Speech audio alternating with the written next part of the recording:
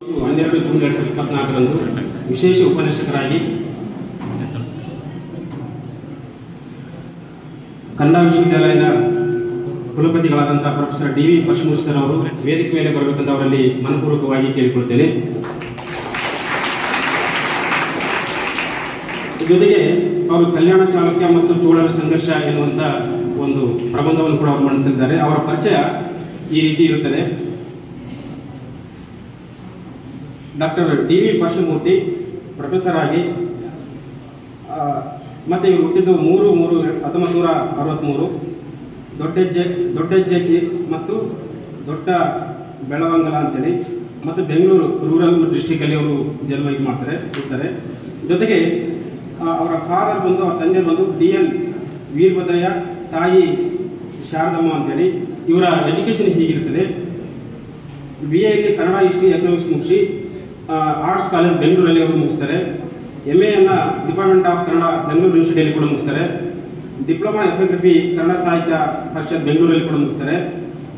ಜೊತೆಗೆ JRF, net ಇವೆಲ್ಲ ಕೂಡ PhD ಕೂಡ ಡಿಪಾರ್ಟ್ಮೆಂಟ್ ಆಫ್ ಕನ್ನಡ ಬೆಂಗಳೂರು ಯೂನಿವರ್ಸಿಟಿಯಲ್ಲಿ ಕೂಡ ಮುಗಿಸ್ತಾರೆ.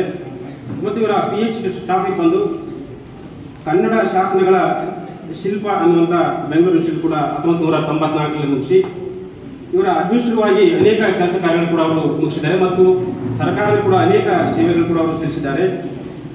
ರಿಜಿಸ್ಟ್ರಾರ್ ಆಗಿ ಮೌಲ್ಯಮಾಪನ ಕುಲಸಚಿವರಾಗಿ 2016-19ರಲ್ಲಿ ಬೆಂಗಳೂರು ಯೂನಿವರ್ಸಿಟಿ ಕೂಡ ಅವರು ಮುಗಿಸ್ತಾರೆ ಮತ್ತು ಅಡ್ಮಿನಿಸ್ಟ್ರೇಟಿವ್ ಆಗಿ ಇನ್ಚಾರ್ಜ್ ಆಗಿ ಕೂಡ 2021ರಲ್ಲಿ ಕೂಡ ಅವರು ಮುಗಿಸ್ತಾರೆ ಮತ್ತು ಪ್ರೆಸೆಂಟ್ ಸರ್ವಿಸ್ ಆಗಿ ಡೀನ್ ಆಗಿ ಸೀನಿಯರ್ ಪ್ರೊಫೆಸರ್ ಆಗಿ ಡಾಕ್ಟರ್ ಡಿ ವಿ ಪರಮೇಶ್ವರ್ ಅವರು ಕನ್ನಡ ಅಧ್ಯಯನ ಕೇಂದ್ರ ತುಮಕೂರು ಯೂನಿವರ್ಸಿಟಿಯಲ್ಲಿ ಕೂಡ ಇವರು ಪ್ಲೇಸ್ಮೆಂಟ್ ಕೂಡ ತೆಗೆದುಕೊಳ್ತಾರೆ. ಈ ಹಿಂದೆ ಕೂಡ ಕನ್ನಡ ವಿಶ್ವವಿದ್ಯಾಲಯ ಕೂಡ ಶಾಸನ ಅಧ್ಯಯನದ ಎಫೋಗ್ರಫಿ ಡಿಪಾರ್ಟ್ಮೆಂಟ್ ಕೂಡ ಅನೇಕ ಪ್ರೊಫೆಸರ್ ಆಗಿ ಕೂಡ ಅವರು ಕೆಲಸ ಮಾಡ್ತಾರೆ. ಅವರು 2021ರಲ್ಲಿ ತುಮಕೂರಿಗೆ ಏನಂತಂದ್ರೆ ಅವರು ವರ್ಗಾವಣೆಯಾಗಿ ಹೋಗ್ತಾರೆ. ಈ ಪ್ರಸ್ತುತ ಈ ಕನ್ನಡ ವಿಶ್ವವಿದ್ಯಾಲಯದ ಕುಲಪತಿಯಾಗಿ 13/8 ಕೆಲಸ ಆಗಿ ಇವರು ನಿರ್ವಹಣೆ ಮಾಡ್ತಾರೆ. ಇನ್ನೂ ಅನೇಕ ಅವರ ದೊಡ್ಡ ಲಿಸ್ಟೇ ಇದೆ. ಇಷ್ಟೇ ಸಾಕಂತ ಅನ್ಕೊಂಡ್ರೆ ಅವರ ಪರಿಚಯ ಹೀಗೆ ಹೇಳಿ ನನಗೆ ಒಂದು 2 ಮಾತನ್ನು ಅವಕಾಶ ಮಾಡಿಕೊಟ್ಟಂತೆ ಎಲ್ಲರಿಗೂ ಕೂಡ ನಮಸ್ಕಾರ ಹೇಳಿ ನನ್ನ ಮಾತು ಅವರಿಗೆ ಗೌರವಾರ್ಪಣೆಗೆ ಒಂದು ಪುಸ್ತಕವನ್ನು ಕೂಡ ಸಮಿತಿ ಇದು ವೇದಿಕೆ ಮೂಲಕ ಅವರು ಕೊಡಲಾಗ್ತದೆ. ಡಾಕ್ಟರ್ ನಾಟಕರ್ ಸರ್ ಕಡೆಯಿಂದ ಒಂದು ಪುಸ್ತಕ ವಿತರಣೆ ಮಾಡುತ್ತದೆ. ಅವ್ರು ಕೇಳಿ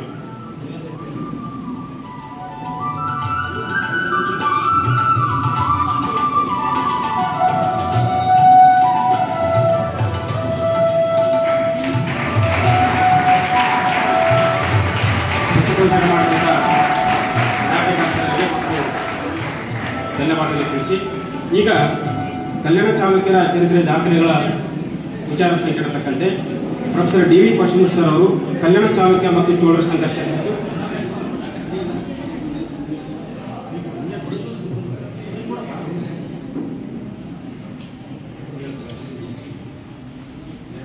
ಧವಲ್ ಸರ್ ಅವರಿಗೆ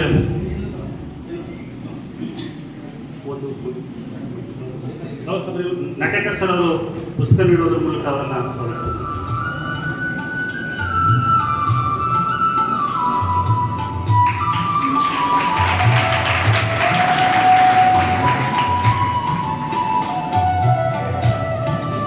ಈಗ ಸರ್ ಅವರು ತಮ್ಮ ವಿಚಾರಗೋಷ್ಠಿಯನ್ನು ಪ್ರಾರಂಭಿಸಲಿಕ್ಕೆ ಅವರನ್ನು ವೇದಿಕೆಗೆ ಆಹ್ವಾನಿಸ್ತಾರೆ.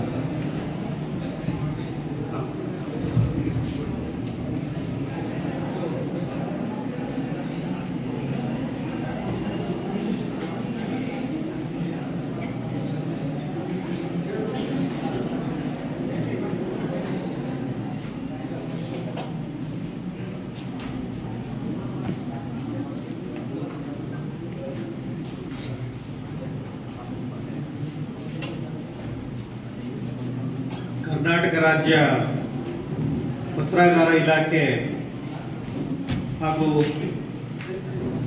ಭಂಡಾರ ಪ್ರಕಾಶನ ಮಸ್ಕಿ ಈ ಎರಡೂ ಸಂಸ್ಥೆಯ ಸಹಯೋಗದಲ್ಲಿ ಇವತ್ತು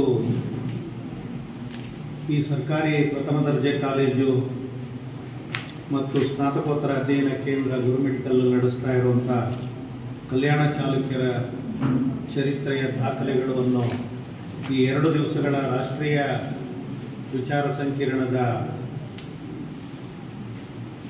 ಎರಡನೇ ದಿವಸದ ಈ ಕಾರ್ಯಕ್ರಮಕ್ಕೆ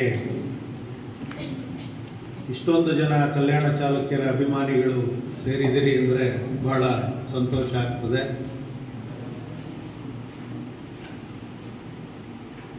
ಇವತ್ತು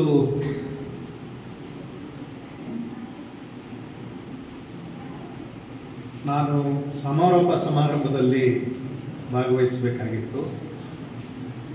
ಆದರೆ ನಾವು ಮೂಲತಃ ಸಂಶೋಧಕರಾದ್ದರಿಂದ ಸಮಾರೋಪದಲ್ಲಿ ಮಾತಾಡೋದಿದ್ದೇ ಇರ್ತದೆ. ಒಂದು ಪ್ರಬಂಧ ಮಂಡಿಸಿ ಎಂದಾಗ ನಾನು ಭಾಳ ಸಂತೋಷದಿಂದ ಒಪ್ಪಿಕೊಂಡೆ. ಕಲ್ಯಾಣ ಚಾಲುಕ್ಯರ ಚರಿತ್ರೆಯ ದಾಖಲೆಗಳು ಅಂದಾಗ ಕಲ್ಯಾಣ ಚಾಲುಕ್ಯರ ಅಷ್ಟೊಂದು ಶಾಸನಗಳಲ್ಲಿ ಯಾವುದಾದ್ರೂ ಕೆಲವು ಶಾಸನಗಳಿಟ್ಟುಕೊಂಡು ಪ್ರಬಂಧ ಮಂಡಿಸಿದ್ರೆ ಸಾಕಾಗುತ್ತೇನೋ ಅಂತ ಅಂದ್ಕೊಂಡೆ.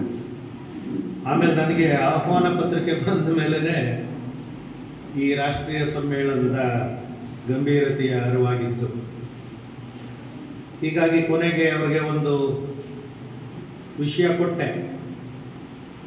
ಯಾಕೆಂದರೆ ಅದಕ್ಕಿಂತ ಪೂರ್ವದಲ್ಲಿ ಒಂದು ಸ್ವಲ್ಪ ನಾನು ಕಲ್ಯಾಣ ಚಾಲುಕ್ಯರ ಶಾಸನಗಳ ಬಗ್ಗೆ ಮತ್ತು ಚೋಳರ ಅವರಿಬ್ಬರ ಸಂಬಂಧಗಳ ಬಗ್ಗೆ ಯಾವುದೋ ಒಂದು ಪ್ರಬಂಧ ಮಂಡಿಸುವಂಥ ಸಮಯದಲ್ಲಿ ಒಂದು ಸ್ವಲ್ಪ ಅಧ್ಯಯನ ಮಾಡಿದ್ದೆ.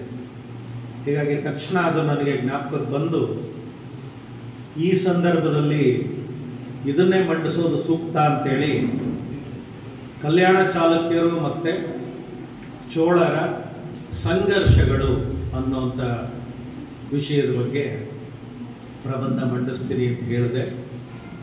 ಆಯೋಜಕರು ದೊಡ್ಡ ಮನಸ್ಸು ಮಾಡಿ ಒಪ್ಕೊಂಡ್ರು. ನಾನು ಹೇಳೋದೇನೋ ಹೇಳಿದೆ, ಅವರು ಒಪ್ಕೊಂಡ್ರು, ಎಲ್ಲ ಆಯಿತು. ಅಧ್ಯಯನ ಮಾಡಬೇಕಲ್ಲ, ಸುಮ್ಮನೆ ಪ್ರಬಂಧ ಮಂಡಿಸೋಕ್ಕಾಗಲ್ಲ. ಅಲ್ಲೇ ನನಗೆ ಸ್ವಲ್ಪ ಸಮಸ್ಯೆ ಆಗಿದ್ದು. ನಮ್ಮ ಆಡಳಿತದ ಕಾರಣಗಳಿಗಾಗಿ ನನಗೆ ಹೆಚ್ಚು ಸಮಯ ಸಿಗಲಿಲ್ಲ. ಹೀಗಾಗಿ ಕೆಲವೊಂದು ಮಿತಿಗಳ ನಡುವೆ ನನ್ನ ಜ್ಞಾಪಕ ಶಕ್ತಿ ಮತ್ತು ಕೈಗೆ ಸಿಕ್ಕ ಕೆಲವು ಶಾಸನಗಳನ್ನು ಆಧರಿಸಿ ಇವತ್ತು ನಾನು ನಿಮ್ಮ ಮುಂದೆ ಕಲ್ಯಾಣ ಚಾಲುಕ್ಯರು ಮತ್ತು ಚೋಳರ ಸಂಘರ್ಷವನ್ನು ಕುರಿತಂತೆ ಒಂದು ಸಮಗ್ರ ಅಂತ ಏನು ದಯವಿಟ್ಟು ತಿಳಿಬೇಡಿ, ಎಷ್ಟು ಬರುತ್ತೋ ಅಷ್ಟು ನಿಮ್ಮ ಮುಂದೆ ಮಂಡಿಸ್ತೀನಿ. ಇದು ನನ್ನ ಮಿತಿನೂ ಕೂಡ, ಇದನ್ನು ನೀವು ತಿಳ್ಕೋಬೇಕು. ಕಲ್ಯಾಣ ಚಾಲುಕ್ಯರ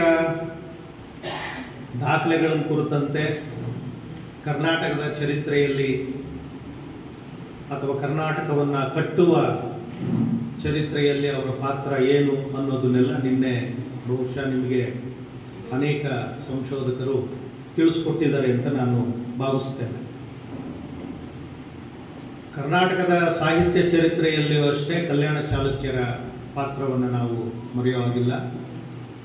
ಕರ್ನಾಟಕದ ವಾಸ್ತುಶಿಲ್ಪ, ಆಡಳಿತ, ಇನ್ನೂ ಮುಂತಾದ ಅನೇಕ ವಿಚಾರಗಳಲ್ಲಿ, ಸಾಮಾಜಿಕ ಆಯಾಮಗಳಲ್ಲೂ ಕೂಡ ನಾವು ಕಲ್ಯಾಣ ಚಾಲುಕ್ಯರ ಪಾತ್ರ ತುಂಬ ದೊಡ್ಡದು.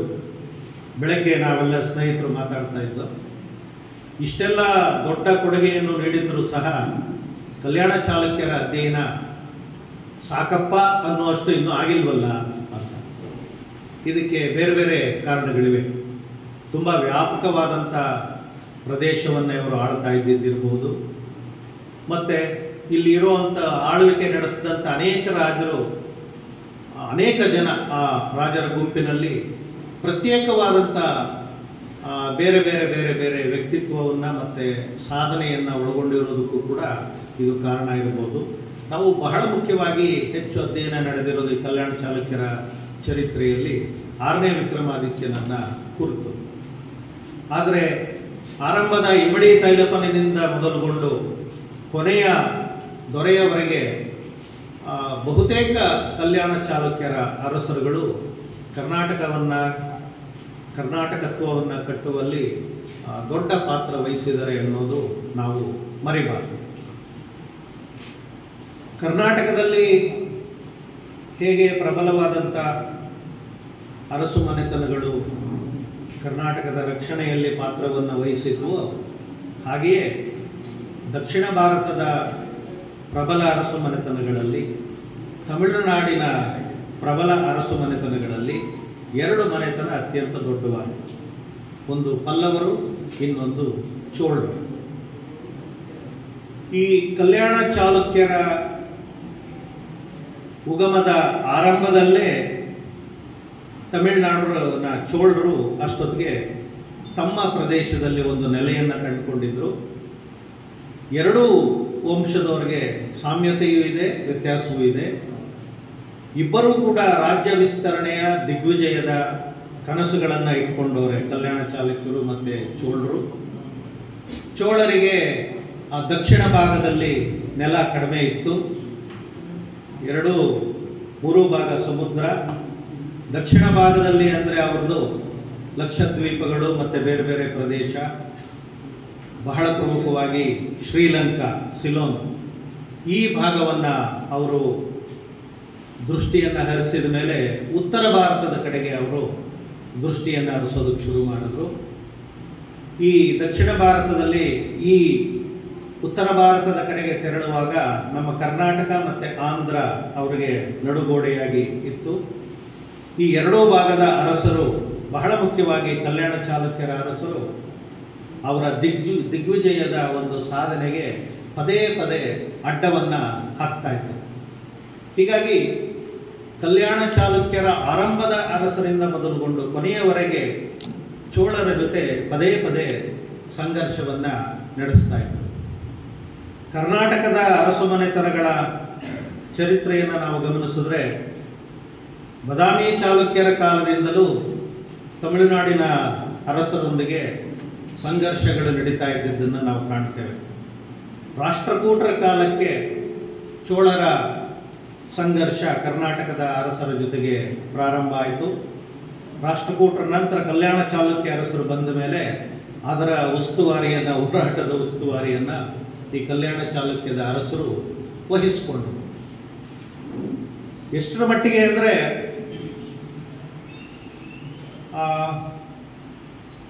ಎಲ್ಲ ಯುದ್ಧಗಳಲ್ಲೂ ಕಲ್ಯಾಣ ಚಾಲುಕ್ಯರು ಗೆದ್ದಿದ್ದಾರೆ ಅಂತ ಹೇಳೋಕ್ಕಾಗಲ್ಲ. ಅನೇಕ ಯುದ್ಧಗಳಲ್ಲಿ ಸೋತಿದ್ದಾರೆ.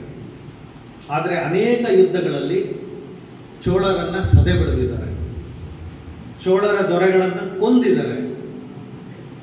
ತಮಿಳುನಾಡಿಗೂ ಹೋಗಿ ಕಂಚಿಯನ್ನು ಗೆದ್ದು ಕಲ್ಯಾಣ ಚಾಲುಕ್ಯರ ಶಕ್ತಿಯನ್ನು ಅಲ್ಲೂ ಕೂಡ ಪ್ರದರ್ಶಿಸಿದ್ದಾರೆ. ಹಾಗೆಯೇ ಚೋಳರು ಕೂಡ ತುಂಗಭದ್ರಾ ನದಿಯನ್ನು ದಾಟಿ ಕೃಷ್ಣಾ ನದಿಯವರೆಗೂ ಬಂದು ಅದನ್ನೂ ದಾಟಿ ಎಷ್ಟೋ ವೇಳೆ ಒರಿಸ್ಸಾವರೆಗೂ ಕೂಡ ಅವರು ಹೋಗಿರುವಂಥ ಉದಾಹರಣೆ ಚೋಳರ ಚರಿತ್ರೆಯಲ್ಲಿ ನಮಗೆ ಸಿಗ್ತದೆ. ಹಾಗೆ ನೋಡಿದ್ರೆ ನಾವು ಕರ್ನಾಟಕದ ಇತಿಹಾಸಕಾರರು ಕಲ್ಯಾಣ ಚಾಲುಕ್ಯರ ಆ ಚರಿತ್ರೆಯನ್ನು ಕುರಿತಂತೆ ಅಷ್ಟೊಂದು ನಾವೇನು ಅಭಿಮಾನವನ್ನು ಇಟ್ಕೊಂಡಿಲ್ಲ. ಆದರೆ ಅದೇ ತಮಿಳುನಾಡಿನ ಜನತೆ ತಮಿಳುನಾಡನ್ನು ಆಳಿದವರ ಮೇಲೆ ಎಷ್ಟೊಂದು ಅಭಿಮಾನವನ್ನು ಇಟ್ಕೊಂಡಿದ್ದಾರೆ ಅಂದರೆ, ಅವರ ಒಂದು ಸಣ್ಣ ಸಾಧನೆಯನ್ನೇ ಬಹಳ ದೊಡ್ಡದಾಗಿ ಪ್ರತಿಬಿಂಬಿಸಿ ಹೆಮ್ಮೆಯನ್ನು ಪಡ್ತಾರೆ. ನಮಗೆ ಆ ಹೆಮ್ಮೆಯನ್ನು ಕೊಡುವಂಥ ಒಂದು ಮನಸ್ಥಿತಿ ಯಾಕೋ ನಿರ್ಮಾಣ ಆಗಿಲ್ಲ. ನಾವೆಲ್ಲ ಒಂದು ಮಿತಿಯೊಳಗಡೆನೆ ನಗುವಂಥ ಸಂದರ್ಭದಲ್ಲೂ ಬಾಯನ್ನು ಬಿಗಿ ಹಿಡಿದು ಕೂತ್ಕೊಳ್ಳುವಂಥ ಸಂದರ್ಭದಲ್ಲಿ ನಾವು ಇದ್ದೀವಿ. ಚೋಳರು ಭಾರತದ ಚರಿತ್ರೆಯನ್ನು ತಗೊಂಡ್ರೆ ಭಾರತದ ಚರಿತ್ರೆಯಲ್ಲಿ ಚೋಳರಿಗೆ ಬಹಳ ದೊಡ್ಡ ಒಂದು ಸ್ಥಾನ ಇದೆ, ಅದರಲ್ಲಿ 2 ಮಾತಿಲ್ಲ. ಕ್ರಿಸ್ತಪೂರ್ವ 300ರಿಂದಲೇ ಚೋಳರು ಇದ್ದರು ಅಂತೇಳಿ ಅಶೋಕನ ಶಾಸನದಲ್ಲೇ ಉಲ್ಲೇಖ ಆಗಿದ್ದಾರೆ ಅಂತೇಳಿ ಚೋಳರ ಚರಿತ್ರೆಯನ್ನು ರಚನೆ ಮಾಡಿರುವ ಚರಿತ್ರಕಾರರು ನಮಗೆ ಆಕರಗಳನ್ನು ಕೊಡ್ತಾ ಹೋಗ್ತಾರೆ. ಸಂಗಮ್ ಸಾಹಿತ್ಯ ಆಗ್ಬೋದು, ಬೇರೆ ಬೇರೆ ಜನಪದ ಸಾಹಿತ್ಯ ಆಗ್ಬೋದು ಎಲ್ಲ. ಆದರೆ ನಮಗೆ ಐತಿಹಾಸಿಕವಾಗಿ ಚೋಳ ದೊರೆಯ ಬಗ್ಗೆ ನಮಗೆ ದಾಖಲೆಯ ಸಮೇತ ಸಿಗೋದು ವಿಜಯಾಲಯ ಅನ್ನುವಂಥ ಅರಸನ ನಂತರವೇ. ಕರಿಕಾಲ ಚೋಳನ ಕಥೆಯನ್ನು ನೀವು ಕೇಳಿರ್ಬೋದು. ಚೋಳರು ಕಾವೇರಿ ನದಿಗೆ ತುಂಬ ಪೂರ್ವದಲ್ಲೇ ಒಂದು ಅಣೆಕಟ್ಟೆಯನ್ನು ನಿರ್ಮಿಸಿದ್ರು. ಇವತ್ತು ಕೂಡ ಅಣೆಕಟ್ಟೆ ನೀರಾವರಿ ವ್ಯವಸ್ಥೆಗೆ ತುಂಬ ಕೊಡುಗೆಯನ್ನು ನೀಡಿದೆ ಅಂತ ಅಲ್ಲಿನವರು ತುಂಬ ಹೆಮ್ಮೆಯನ್ನು ಪಡ್ತಾರೆ. ಅದು ನಿಜವೂ ಕೂಡ. ಹೀಗೆ ಅಂದರೆ ಐತಿಹಾಸಿಕವಾಗಿ ಪ್ರಬಲವಾದ ದಾಖಲೆಗಳು ಇಲ್ಲದಿದ್ರೂ ಸಹ ತಮಿಳುನಾಡಿನ ಚರಿತ್ರೆಕಾರರು ಚೋಳರ ಪೂರ್ವ ಚರಿತ್ರೆಯನ್ನು ಕಟ್ಕೊಡೋದಕ್ಕೆ ಏನೆಲ್ಲ ಸಣ್ಣ ಪುಟ್ಟ ದಾಖಲೆಗಳನ್ನು ಕೂಡ ಬಿಡದಿರ ಅವರು ಆಕರಗಳನ್ನು ಸಂಗ್ರಹಿಸುವ ದೊಡ್ಡ ಪ್ರಯತ್ನವನ್ನು ಮಾಡಿದ್ದಾರೆ.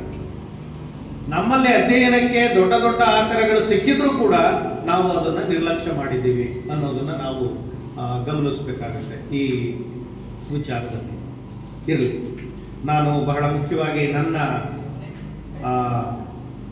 ವಿಚಾರಕ್ಕೆ ಸಂಬಂಧಪಟ್ಟಂತೆ ನಾನು ಒಂದೆರಡು ಮಾತುಗಳನ್ನು ಪ್ರಾರಂಭ ಮಾಡ್ತೇನೆ.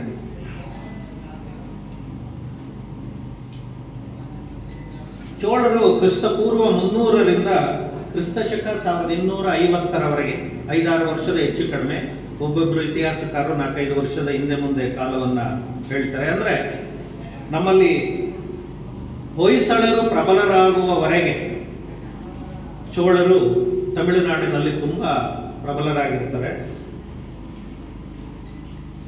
ಸಂಗಮ್ ಸಾಹಿತ್ಯದಲ್ಲಿ ಮತ್ತೆ ಅಶೋಕನ ಶಾಸನದಲ್ಲಿ ಉಲ್ಲೇಖ ಇದೆ ಅಂತ ಆಗಲೇ ಹೇಳಿದೆ. ಸಂಗಮ್ ಸಾಹಿತ್ಯದಲ್ಲಿ 3 ಜನ ಚೋಳ ಅರಸರ ಉಲ್ಲೇಖ ಬರ್ತದೆ.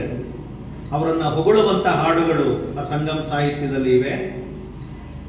ಪೆರ್ನಾರ್ ಕಿಲ್ಲಿ ಅಂತ ಒಬ್ಬ, ಕರಿಕಾಲನ್ ಅಂತ ಒಬ್ಬ, ಕೊಚ್ಚೆಗಂಗನ್ ಅಂತ ಒಬ್ಬ, ಈ 3 ಜನರ ವರ್ಣನೆ ತುಂಬ ಬರ್ತದೆ. ಪುರಾಣಗಳ ಪ್ರಕಾರ, ತಮಿಳಿನ ಪುರಾಣಗಳ ಪ್ರಕಾರ ಸೆಂಬಿಯನ್, ಕಾಕಂದನ್, ಕಾವೇರನ್, ಮನುಚೋಳನ್ ಅನ್ನುವಂಥ ದೊರೆಗಳ ಉಲ್ಲೇಖ ಬರ್ತದೆ. ಈ ಮನುಚೋಳನ ಕತೆ ವೀರಶೈವ ಕವಿಗಳ, ಮಧ್ಯಕಾಲೀನ ಕನ್ನಡ ಕವಿಗಳ ಪ್ರಯತ್ನದಿಂದ ಸಾಕಷ್ಟು ಕನ್ನಡದಲ್ಲಿ ಮನುಚೋಳನ ಕತೆ ಬರ್ತದೆ. ಇದು ನಿಮಗೆಲ್ಲ ಗೊತ್ತು. ಆ ಮನುಚೋಳನ ಮಗನ ರಥದ ಗಾಲಿಗೆ ಸಿಕ್ಕಿ ಸತ್ತಂಥ 2 ರೀತಿಯ ಕತೆ ಬರ್ತದೆ. ಒಂದು, ಮನೆ ಮನೆಗೆ ಪೂಜೆಗೆ ನೀರು ಸರಬರಾಜು ಮಾಡ್ತಿದ್ದವಳ ಮಗನನ್ನ ರಥದ ಚಕ್ರ ಕೊಂದಾಗ ಅದಕ್ಕೆ ನ್ಯಾಯ ಕೊಡಿಸೋದಕ್ಕೆ ನಡೆದಂಥ ಘಟನೆ. ಇನ್ನೊಂದು, ಕರುವಿನ ಮೇಲೆ ರಥದ ಗಾಲಿ ಹರಿದಾಗ ಅದಕ್ಕೆ ಹಸು ನ್ಯಾಯ ಕೇಳಿದಂಥ ಘಟನೆ. ಅದಕ್ಕೆ ತನ್ನ ಮಗ ಅಂತಲೂ ಕೂಡ ನೋಡಿದಿರ ಅವನ ಶಿರಶ್ಛೇದ ಮಾಡುವಂಥ ಆದೇಶ ಕೊಡುವಂಥ ಮನುಚೋಳ ಅಪ್ಪಟ ಶಿವಭಕ್ತನಾಗಿ ವೀರಶೈವ ಮಧ್ಯಕಾಲೀನ ಕವಿಗಳಲ್ಲಿ ಕಂಡು ಬರ್ತಾನೆ. ಇವನ ವರ್ಣನೆ ತುಂಬ ಬರ್ತದೆ ಸಾಹಿತ್ಯಗಳಲ್ಲಿ.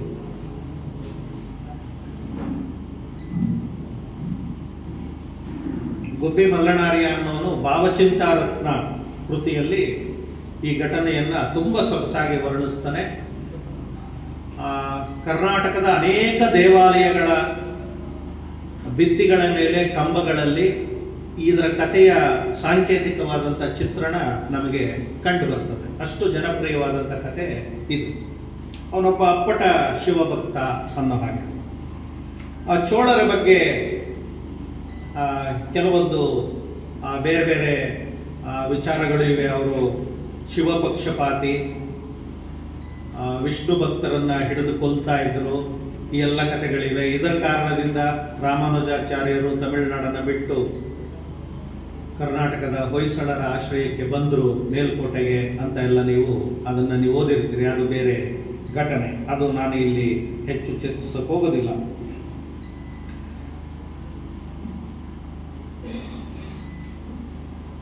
ಐತಿಹಾಸಿಕವಾಗಿ ಇಳೆಯಾನ್ ಚೋಳ ಅನ್ನುವಂಥವನು ಒಂದು ಸಂಗಮರ ಕಾಲದ ದೊರೆ, ಮೊದಲ ಚೋಳ ದೊರೆ ಅಂತ ನಮಗೆ ದಾಖಲೆ ಸಿಗುತ್ತೆ. ಉರೈಯೂರು ಅನ್ನೋದು ಇವನ ರಾಜಧಾನಿ. ನಂತರ ಕರಿಕಾಲ ಚೋಳ ಬಹಳ ಪ್ರಸಿದ್ಧ ದೊರೆ ತಮಿಳುನಾಡಲ್ಲಿ. ಇವನ ಬಗ್ಗೆ ಹೆಚ್ಚು ಶಾಸನಗಳಿಲ್ಲ. ಇವನ ಬಗ್ಗೆ ಪುರಾಣಗಳಲ್ಲಿ, ಇದರಲ್ಲಿ ಸಂಗಮ ಸಾಹಿತ್ಯದಲ್ಲಿ ಬರೋದು. ಈ ಕರಿಕಾಲ ಚೋಳನ ಕಥೆಯನ್ನು ಇಟ್ಕೊಂಡೇ ಕಳೆದ ವರ್ಷ ತಮಿಳುನಾಡಲ್ಲಿ ಬಂದಂಥ ಒಂದು ಸಿನಿಮಾ ಅತ್ಯಂತ ಜನಪ್ರಿಯ ಆಗಿದ್ದನ್ನು ನೀವು ನೋಡಬಹುದು. ಹೀಗಾಗಿ ಕರಿಕಾಲ ಚೋಳ ಒಂದು ರೀತಿಯಲ್ಲಿ ತಮಿಳುನಾಡಿನವರಿಗೆ ಒಂದು ಐಕಾನ್ ಆಗಿ ಪ್ರಸಿದ್ಧಿಯಾಗಿದ್ದಾನೆ. ಚೋಳರಲ್ಲೇ ಎಲ್ಲ ಚೋಳ ದೊರೆಗಳಿಗೂ ಕೂಡ ಇವನು ಒಂದು ದೊಡ್ಡ ಸ್ಫೂರ್ತಿ. 750ರಿಂದ ಕ್ರಿಸ್ತಶಕ 870ರಿಂದ ನಮಗೆ ಚೋಳರ ಶಾಸನಗಳು ಸಿಗೋದಕ್ಕೆ ಪ್ರಾರಂಭ ಆಗ್ತದೆ. ವಿಜಯಾಲಯ ಅನ್ನೋರ ಉಲ್ಲೇಖ ನಮಗೆ ಅಲ್ಲಿ ಹೆಚ್ಚು ಸಿಗ್ತಾ ಹೋಗ್ತದೆ. ಇಷ್ಟು ನಾನು ಸುಮ್ಮನೆ ಒಂದು ಸಣ್ಣ ಪೀಠಿಕೆ ಸಂಕ್ಷಿಪ್ತವಾಗಿ ಹೇಳಿ ನನ್ನ ಮುಂದಿನ ಮಾತುಗಳಿಗೆ ಹೋಗ್ತೀನಿ. ನಾನು ಆಗಲೇ ಹೇಳಿದಾಗೆ ಕಲ್ಯಾಣ ಚಾಲುಕ್ಯ ದೊರೆಗಳು ಆರಂಭದಿಂದಲೇ ಚೋಳರನ್ನು ಎದುರಿಸುವ ಸಂದರ್ಭಗಳು ಬರ್ತಾ ಇತ್ತು.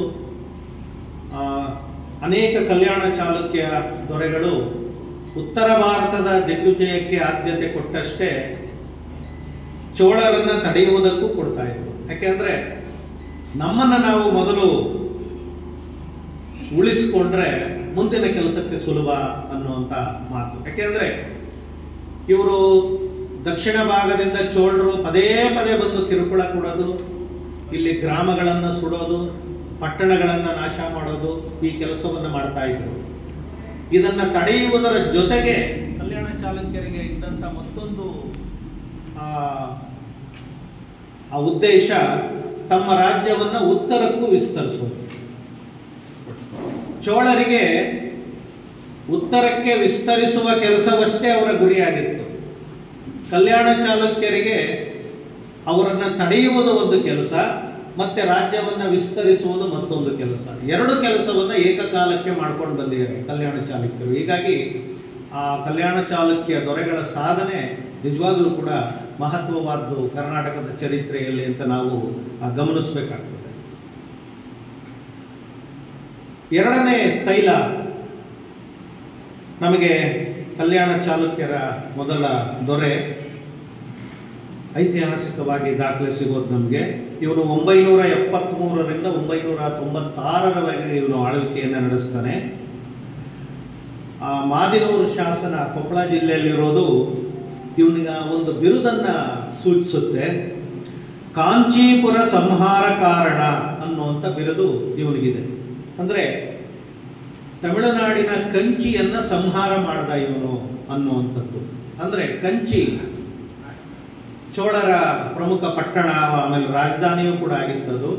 ಹೀಗಾಗಿ ಅಲ್ಲಿ ಹೋರಾಡಿದ್ದ ಅನ್ನುವಂಥದ್ದು ನಮಗೆ ಈ ಬಿರುದಿಂದ ನಮಗೆ ಸಿಗುತ್ತೆ. ಹಾಗೆ ಕ್ರಿಸ್ತಶಕ 978ರ ಸೊಗಲ ಶಾಸನ ಬೆಳಗಾವಿ ಜಿಲ್ಲೆ, ಅಲ್ಲಿ ಇದೇ ಅರಸನನ್ನ ಕುರಿತು ಚೋಳಲಾಳರನ್ನು ಸೋಲಿಸಿ ಕಕ್ಕಲನನ್ನು ತಲೆ ಕತ್ತರಿಸಿ ಕೊಂದನು ಅನ್ನುವಂಥ ಮಾತು ಬರ್ತದೆ. ಹಾಗೆ 992 ಮತ್ತೆ ಅದೇ ಅವಧಿಯ ಇನ್ನೊಂದು ಕರೀಂನಗರ ಶಾಸನ ಮತ್ತೆ ಕೋಗಳಿ ಶಾಸನದಲ್ಲೂ ಕೂಡ ನಮಗೆ ಚೋಳರ ಆಳ್ವಿಕೆಯನ್ನು ಇವನು ತೊಲಗಿಸಿ, ತನ್ನ ಭಾಗದ ಗ್ರಾಮಗಳಿದ್ದ ಚೋಳರ ಆಳ್ವಿಕೆಯನ್ನು ತೊಲಗಿಸಿ 150 ಆನೆಗಳನ್ನು ವಶಪಡಿಸಿಕೊಂಡ ರೊದ್ದದ ಬೀಡಿನಲ್ಲಿ ಅಂತ ಹೇಳಿ ಒಂದು ಶಾಸನ ತೈಲಪ್ಪನನ್ನು ವರ್ಣಿಸುತ್ತೆ. ಅಂದರೆ 150 ಆನೆಗಳನ್ನು ವಶಪಡಿಸ್ಕೊಂಡಿದ್ದು, ವಶಪಡಿಸ್ಕೊಳ್ಳದೆ ಚೋಳರು ವಾಪಸ್ಸು ಹೊಡ್ಕೊಂಡು ಹೋಗಿದ್ದು ಎಷ್ಟು ಆನೆಗಳು ಗೊತ್ತಿಲ್ಲ. ಅಂದರೆ ಒಂದು ದೊಡ್ಡ ಯುದ್ಧವೇ ರೊದ್ದದ ಬೀಡಿನಲ್ಲಿ ನಡೆದಿದೆ. ಅದರಲ್ಲಿ ತೈಲಪ್ಪ ಗೆಲ್ತಾನೆ, ಚೋಳ ಹಿಮ್ಮೆಟ್ತಾನೆ ಅನ್ನೋದನ್ನು ನಾವು ಗಮನಿಸಬೇಕು. ಅಷ್ಟು ಶಕ್ತಿಶಾಲಿಯಾಗಿದ್ದ ಈ ಇಮ್ಮಡಿ ತೈಲಪ್ಪ. 995ರ ಮತ್ತೊಂದು ಚಿಕ್ಕೆರೂರು ಶಾಸನ, ಆಹವಮಲ್ಲದೇವಂ ದಕ್ಷಿಣ ದಿಗ್ಭಾಗವಂ ನಿರಾಕುಳಂ ಮಾಡಿ ಉತ್ತರ ದಿಗ್ವಿಜಯಕ್ಕೆ ನಡೆದ ಅನ್ನುವಂಥ ಒಂದು ಮಾತು ಬರ್ತದೆ. ಅಂದರೆ ದಕ್ಷಿಣ ಭಾಗದ ಶತ್ರುಗಳನ್ನು ನಿರ್ನಾಮ ಮಾಡಿ ಉತ್ತರಕ್ಕೆ ನಡೆದ ಅನ್ನುವಂಥ ಮಾತು. ಇದು ಕೂಡ ದಕ್ಷಿಣ ಭಾಗದ ಶತ್ರುಗಳು ಅಂದರೆ ಚೋಳರು ಅನ್ನೋದನ್ನು ನಾವು ನೆನಪಿನಲ್ಲಿ ಇಟ್ಕೋಬೇಕು. ವೇಮುಲವಾಡದ ಒಂದು ಶಾಸನ ಕಾಲದ ಉಲ್ಲೇಖ ಹಾಳಾಗಿದೆ. ಅದರಲ್ಲಿ ಈ ಆಹ್ವಮಲ್ಲನ ಒಬ್ಬ ಸೇವಕ ಚೋಳ ದೊರೆಯ ಕಂಟಕನಾಗಿದ್ದ ಅನ್ನುವಂಥ ಒಂದು ಮಾತು ಬರುತ್ತದೆ. ಚೋಳರಿಗೆ ಇವನು ತೊಂದರೆ ಕೊಡ್ತಾ ಇದ್ದ ಆಹ್ವಮಲ್ಲನ ಒಬ್ಬ ಸೇವಕ ಅನ್ನುವಂಥದ್ದು. ಇನ್ನು ತೈಲಪ್ಪನ ಮಗ ಇರುವಬೆಡಂಗ ಸತ್ಯಾಶ್ರಯ ನಂತರ ಪಟ್ಟಕ್ಕೆ ಬಂದಾಗ ಇವನು ಕೂಡ ಚೋಳರೊಂದಿಗೆ ಅನೇಕ ಯುದ್ಧಗಳನ್ನು ಮಾಡ್ತಾನೆ. ಚೋಳರ ಪ್ರಸಿದ್ಧ ಅರಸ ರಾಜರಾಜ ಚೋಳ, ಇವನು ಬಹಳ ಪ್ರಸಿದ್ಧವಾದ ಅರಸ. ಈ ರಾಜರಾಜ ಚೋಳನನ್ನ ಸೋಲಿಸ್ತಾನೆ ಈ ನಮ್ಮ ಇರುವಬೆಡಂಗ ಸತ್ಯಾಶ್ರಯ.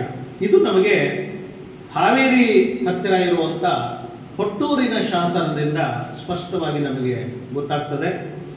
ಈ ಶಾಸನ ಮತ್ತೊಂದು ಬೇಡ್ಕಿಹಾಳ್ ಶಾಸನದ ಬಗ್ಗೆ ನಾನು ನನ್ನ ಮಾತಿನ ಕೊನೆಯಲ್ಲಿ ವಿಶೇಷವಾಗಿ ನಾನು ಆ ಎರಡು ಶಾಸನದ ಬಗ್ಗೆ ಒಂದಷ್ಟು ಮಾಹಿತಿಯನ್ನು ಹೇಳ್ತೇನೆ. ನೋಡಿ, ಈ ಬೇಡ್ಕಿಹಾಳ್ ಶಾಸನ ಸಣ್ಣನಾಥ ಅನ್ನುವಂಥ ಒಬ್ಬ ಬೇಡ ಮಳನಾಗ ಶೆಟ್ಟಿ ಅನ್ನೋನ್ನ ಹಾದಿ ಒಳಗಡೆ ಅಟ್ಯಾಕ್ ಮಾಡಿ ಕೊಂದಾಗ ರೇವಣ ಅನ್ನುವಂಥವನು, ಇವನು ಅಯ್ಯಾವಳೆ ಐನೂರವರ ಒಬ್ಬ ಸೇವಕ, ಇವನು ಕೊಂದವನ ಮೇಲೆ ಸೇಡನ್ನ ತೀರಿಸ್ಕೊತಾನೆ. ಅದೇನು ಅಂತ ನಾನು ಮುಂದೆ ಹೇಳ್ತೀನಿ.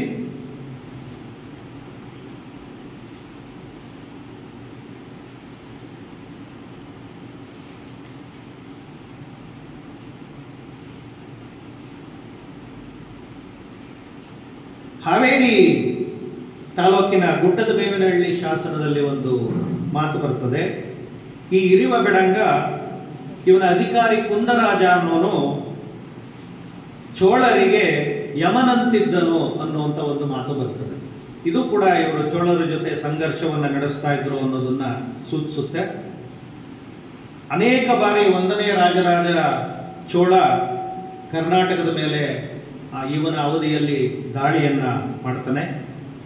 ತುಂಗಭದ್ರಾ ನದಿಯನ್ನು ದಾಟಿ ಅನೇಕ ಪಟ್ಟಣಗಳನ್ನು ಸೂರೆಗೊಂಡು ಅಲ್ಲಿನ ಐಶ್ವರ್ಯವನ್ನ ತಂಜಾವೂರಿನ ದೇವಸ್ಥಾನಕ್ಕೆ ದಾನ ನೀಡಿದ ಅಂತೇಳಿ ತಮಿಳುನಾಡಿನ ಒಂದು ಶಾಸನದಲ್ಲಿ ನಮಗೆ ದಾಖಲೆ ಸಿಗುತ್ತೆ. ಅಂದರೆ ಕರ್ನಾಟಕದ ಐಶ್ವರ್ಯವನ್ನು ಸೂರೆಗೊಂಡು ತಮಿಳುನಾಡಿನ ಅವನು ಕಟ್ಟಿಸಿದಂಥ ದೇವಸ್ಥಾನಕ್ಕೆ ದಾನ ಕೊಟ್ಟ ಅನ್ನುವಂಥದ್ದು.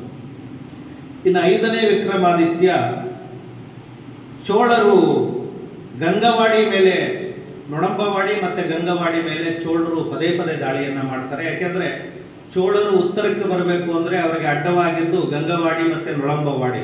ಅನಂತಪುರ ಪ್ರಾಂತ್ಯದಿಂದ ತುಮಕೂರು ಶಿವಮೊಗ್ಗದ ಪ್ರಾಂತ್ಯದವರೆಗೆ ಆ 2 ನಾಡುಗಳು ಬರ್ತವೆ.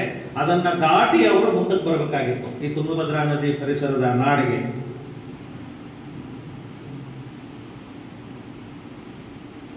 ಈ ವಿಕ್ರಮಾದಿತ್ಯ ಅವನನ್ನ ಹಿಂದಕ್ಕಟ್ಟಿದ ಅಂತ ಹೇಳಿ ಒಂದು ಶಾಸನ ವರ್ಣಿಸುತ್ತೆ. ಇನ್ನ ಇಮ್ಮಡಿ ಜಯಸಿಂಹ ಇವನು ಕೂಡ ಚೋಳರ ಮೇಲೆ ಪದೇ ಪದೇ ಹೋರಾಟವನ್ನು ಮಾಡ್ತಾನೆ. ಈ ಅವಧಿಯಲ್ಲಿ ರಾಜೇಂದ್ರ ಚೋಳ ಅನ್ನೋನು ಚೋಳರ ದೊರೆಯಾಗಿರ್ತಾನೆ. ಕೃಷ್ಣಾ ನದಿವರೆಗೂ ಇವನು ದಂಡೆತ್ತಿ ಬರ್ತಾನೆ, ಎಲ್ಲವನ್ನ ಸೂರೆ ಮಾಡಿಕೊಂಡು ಜಯಸಿಂಹನನ್ನ ಸೋಲಿಸ್ತಾನೆ ಯುದ್ಧದಲ್ಲಿ. ಜಯಸಿಂಹ ಸೋತು ಓಡಿ ಹೋಗ್ತಾನೆ. ಆನಂತರ 1ನೇ ಸೋಮೇಶ್ವರ, ನಾನು ಬಹಳ ಸಂಕ್ಷಿಪ್ತವಾಗಿ ಹೇಳ್ತಾ ಇದ್ದೀನಿ. 1ನೇ ಸೋಮೇಶ್ವರ ಇವನು ಕೂಡ ಚೋಳರೊಂದಿಗೆ ಹೆಚ್ಚು ವರ್ಷ ಹೋರಾಟವನ್ನು ಮಾಡ್ತಾನೆ. ಇವನು ಇಮ್ಮಡಿ ತೈಲಪ್ಪನ ಹಾಗೆ ಇವನು ಕೂಡ ಚೋಳರೊಂದಿಗೆ ಹೆಚ್ಚು ಹೋರಾಟವನ್ನು ಮಾಡ್ತಾನೆ. 3 ಜನ ಚೋಳ ಅರಸರೊಂದಿಗೆ ಇವನು ಹೋರಾಡ್ತಾನೆ ಇವನ ಅವಧಿಯಲ್ಲಿ. ರಾಜಾದಿರಾಜ ಒಬ್ಬ ದೊರೆ, ಇನ್ನೊಬ್ಬ 2ನೇ ರಾಜೇಂದ್ರ ದೊರೆ, ಮತ್ತೊಬ್ಬ ವೀರರಾಜೇಂದ್ರ ಅಂತೇಳಿ 3 ಚೋಳ ದೊರೆಗಳ ಜೊತೆ ಇವನು ಹೋರಾಡ್ತಾನೆ ಅನಿವಾರ್ಯವಾಗಿ. 1044ರಲ್ಲಿ ಕ್ರಿಸ್ತಶಕ ತುಂಗಭದ್ರಾ ನದಿಯನ್ನು ದಾಟಿ ಚಾಲುಕ್ಯರ ಅನೇಕ ಊರುಗಳನ್ನು ನಾಶ ಮಾಡಿದ ಯಾರು? 2ನೇ ರಾಜೇಂದ್ರ ಅನ್ನೋದು ನಮಗೆ ದಾಖಲೆ ಸಿಗುತ್ತೆ. 1051ರಲ್ಲಿ ಈ ರಾಜಾದಿರಾಜ ಚೋಳ ಕೊಲ್ಲಾಪುರಕ್ಕೆ ಅಲ್ಲಿವರೆಗೂ ದಂಡೆತ್ತಿ ಹೋಗಿ ಕೊಲ್ಲಾಪುರದ ಜೈನ ಬಸದಿಗಳನ್ನು ನಾಶ ಮಾಡ್ದ ಅಂತ ಹೇಳಿ ಒಂದು ಶಾಸನ ನಮಗೆ ಮಾಹಿತಿಯನ್ನ ಕೊಡುತ್ತೆ. 1054ರಲ್ಲಿ ಕೊಪ್ಪಂ ಪ್ರದೇಶದಲ್ಲಿ ಚೋಳರಿಗೂ ಚಾಲುಕ್ಯರಿಗೂ ದೊಡ್ಡ ಯುದ್ಧ ನಡೆಯುತ್ತೆ. ಈ ಯುದ್ಧದಲ್ಲಿ ನಮ್ಮ 1ನೇ ಸೋಮೇಶ್ವರ ರಾಜಾದಿರಾಜನನ್ನ ಕೊಲ್ತಾನೆ. ಚೋಳ ದೊರೆ ರಾಜಾದಿರಾಜನನ್ನ ಕೊಲ್ತಾನೆ. ಅದರ ಜೊತೆಗೆ ಈ 1ನೇ ಸೋಮೇಶ್ವರನ ತಮ್ಮನಾದಂಥ ಜಯಸಿಂಹನು ಕೂಡ ಮರಣ ಹೊಂದ್ತಾನೆ ಈ ಹೋರಾಟದಲ್ಲಿ. ಇಬ್ಬರಿಗೂ ನಷ್ಟ ಆಗ್ತದೆ ಎರಡೂ ಕಡೆಯವರಿಗೆ. ಮುಂದೆ 2ನೇ ರಾಜೇಂದ್ರ ಈ ಯುದ್ಧವನ್ನು ಮುಂದುವರಿಸ್ತಾನೆ. 1061ರಲ್ಲಿ ಚೋಳರಿಗೂ ಚಾಲುಕ್ಯರಿಗೂ ಕೂಡಲ ಸಂಗಮದ ಬಳಿ ದೊಡ್ಡ ಯುದ್ಧ ನಡೀತು ಅಂತ ಹೇಳಿ ಒಂದು ಶಾಸನ ನಮಗೆ ದಾಖಲೆಯನ್ನ ಕೊಡುತ್ತೆ. 1068ರಲ್ಲಿ 1ನೇ ಸೋಮೇಶ್ವರ ಅನಾರೋಗ್ಯದ ಕಾರಣದಿಂದ ಅವನೇನ್ ಮಾಡ್ತಾನೆ, ತುಂಗಭದ್ರಾ ನದಿಯಲ್ಲಿ ಮುಳುಗಿ ಆತ್ಮಾರ್ಪಣೆಯನ್ನ ಮಾಡಿಕೊಂಡ ಅಂತೇಳಿ ನಮಗೆ ಕುರುವತ್ತಿಯ ಒಂದು ಶಾಸನ ಮೈಲಾರದ ಹತ್ರ ಇದೆ, ಅಲ್ಲಿ ನಮಗೆ ದಾಖಲೆ ಸಿಗ್ತದೆ. ಯಾವ ಅನಾರೋಗ್ಯ ಇತ್ತು ಅವನಿಗೆ, ನದಿ ನೀರಿನಲ್ಲಿ ಮುಳುಗಿ ಸಾಯುವಂತ ರೋಗ ಯಾವುದಿತ್ತು ಅವನಿಗೆ, ಅದು ನಮಗೆ ಶಾಸನ ಅಷ್ಟು ವಿವರವನ್ನೇನು ಕೊಡೋದಿಲ್ಲ. ತುಂಗಭದ್ರಾ ನದಿಯಲ್ಲಿ ಪ್ರಾಣವನ್ನ ಅರ್ಪಿಸಿದ ಅನ್ನೋದಷ್ಟೇ ನಮಗೆ ಆ ಕುರುವತ್ತಿ ಶಾಸನದಲ್ಲಿ, ಹೂವಿನ ಹಡಗಲಿ ಹತ್ರ ಇರುವಂತಹ ಶಾಸನದಲ್ಲಿ ನಮಗೆ ಗೊತ್ತಾಗ್ತದೆ. ಇವನ ನಂತರ ಇಮ್ಮಡಿ ಸೋಮೇಶ್ವರ ಸಿಂಹಾಸನಕ್ಕೆ ಬರ್ತಾನೆ. ಇವನು ಚೋಳರ ದೊರೆ 2ನೇ ರಾಜೇಂದ್ರನ ಜೊತೆ ಇವನು ಕೂಡ ಅನೇಕ ಬಾರಿ ಯುದ್ಧಗಳನ್ನ ಮಾಡ್ತಾನೆ. ಕೆಲವು ಸರಿ ಗೆಲ್ತಾನೆ, ಕೆಲವು ಸರಿ ಸೋತು ವಾಪಸ್ ಬರ್ತಾನೆ. ಜೊತೆಗೆ ಇವನ ಅವಧಿಯಲ್ಲಿ ಒಂದು ಒಳ್ಳೆಯ ಬೆಳವಣಿಗೆ ಏನ್ ನಡೆಯುತ್ತೆ ಅಂದ್ರೆ, ಚೋಳರಲ್ಲೇ ಇಬ್ಬಾಗ ಆಗುತ್ತೆ. ಆ ಇಬ್ಬಾಗ ಆದಂತ ಒಂದು ಗುಂಪಿಗೆ ಈ ಸೋಮೇಶ್ವರ, ಈ ಕಲ್ಯಾಣ ಚಾಲುಕ್ಯರ ಒಂದು ರಕ್ತ ಸಂಬಂಧ ಇರ್ತದೆ.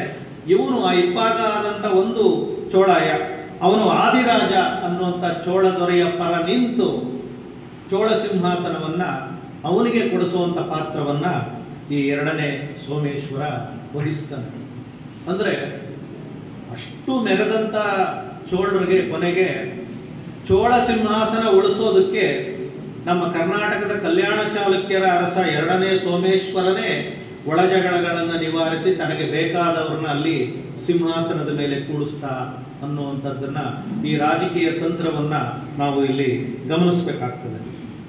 ಇವನಾದ್ಮೇಲೆ 6ನೇ ವಿಕ್ರಮಾದಿತ್ಯ ಬರ್ತಾನೆ. ಕಲ್ಯಾಣ ಚಾಲುಕ್ಯರಲ್ಲಿ ಹೆಚ್ಚು ವರ್ಷ ಆಳ್ವಿಕೆಯನ್ನ ಮಾಡಿದಂತ, ಕರ್ನಾಟಕದ ರಾಜರ ಆಳ್ವಿಕೆಯ ಇತಿಹಾಸದಲ್ಲಿ ಅತಿ ಹೆಚ್ಚು ವರ್ಷ ಆಳ್ವಿಕೆಯನ್ನು ಸಿಂಹಾಸನದ ಮೇಲಿದ್ದಂಥ ಕೀರ್ತಿ ಈ 6ನೇ ವಿಕ್ರಮಾದಿತ್ಯನಿಗೆ ಸಲ್ತದೆ. ಇವನ ಬಗ್ಗೆ ಅನೇಕ ಕಟ್ಟುಕತೆಗಳು ಎಲ್ಲ ಇರೋದನ್ನ ನೀವು ಗಮನಿಸ್ಬೋದು. 1076ರಿಂದ 1127ರವರೆಗೆ ಇವನು ಸುಮಾರು 60 ವರ್ಷ ಇವನು ಸಿಂಹಾಸನದಲ್ಲಿ ಇರ್ತಾನೆ. ಇವನು 1085ರಲ್ಲಿ ಕಂಚಿಯ ಮೇಲೆ ದಂಡೆತ್ತಿ ಹೋಗಿ ಚೋಳರನ್ನ ಸೋಲಿಸಿ ಕಂಚಿಯನ್ನು ವಶಪಡಿಸಿಕೊಳ್ತಾನೆ. ನೋಡಿ, ಇದು ಕನ್ನಡಿಗರ ಶೌರ್ಯದ ಒಂದು ಪತಾಕೆ. ಇವನ ನಂತರ 3ನೇ ಸೋಮೇಶ್ವರ ಬರ್ತಾನೆ. ಇವನು ಕೂಡ ಚೋಳರೊಂದಿಗೆ ನಿರಂತರವಾದಂತಹ ಒಂದು ಹೋರಾಟವನ್ನು ನಡೆಸ್ತಾನೆ. ಇವನಾದ ಮೇಲೆ ಜಗದೇಕ ಮಲ್ಲ, 3ನೇ ತೈಲಪ್ಪ, ಆಮೇಲೆ 4ನೇ ಸೋಮೇಶ್ವರರು ಆಳ್ವಿಕೆಯನ್ನು ನಡೆಸ್ತಾರೆ. ಇವರು ಚೋಳರೊಂದಿಗೆ ಸಣ್ಣ ಪುಟ್ಟ ಕದನಗಳನ್ನು ಮಾಡ್ತಾ ಇರ್ತಾರೆ. ಅಷ್ಟೊತ್ತಿಗೆ ಕರ್ನಾಟಕದಲ್ಲಿ ಒಂದು ಭಾಗದಲ್ಲಿ ಯಾದವರು, ಒಂದು ಭಾಗದಲ್ಲಿ ಹೊಯ್ಸಳರು ಪ್ರಬಲರಾಗ್ತಾರೆ. ಕಲ್ಯಾಣ ಚಾಲುಕ್ಯರನ್ನ ಮೂಲೆಗೆ ಸರಿಸಿ ಅವರು ಸಿಂಹಾಸನವನ್ನು ಹಿಡ್ಕೋತಾರೆ.